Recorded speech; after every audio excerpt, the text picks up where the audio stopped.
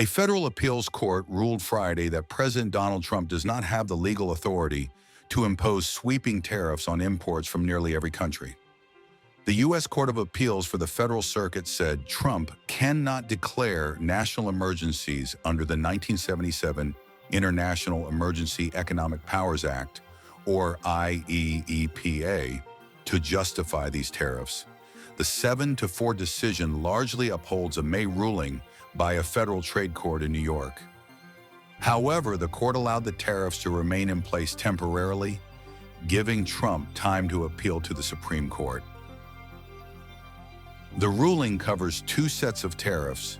First, the Liberation Day tariffs imposed in April include up to 50% on countries with trade deficits and a 10% baseline on most others. Second, the trafficking tariffs on Canada, China, and Mexico aim to address illegal drug and immigrant flows.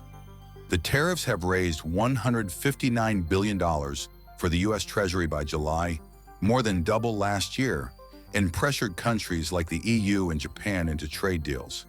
But they have also shaken global markets, raised fears of higher prices, and slowed economic growth. Earlier, Trump warned that striking down the tariffs could trigger a severe economic crisis, saying it would be 1929 all over again, a Great Depression. President Trump called the court ruling incorrect and said he will fight back in the Supreme Court. He described the tariffs as his best tool to protect American workers and support U.S. companies.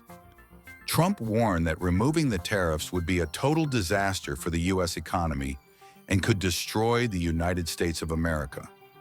The administration still has limited alternatives to impose tariffs under laws like the Trade Act of 1974 and Section 232 of the Trade Expansion Act of 1962. But these options are slower, smaller in scope, and require formal investigations. The Supreme Court will now decide the final outcome, which could reshape presidential powers over trade in the U.S. economy.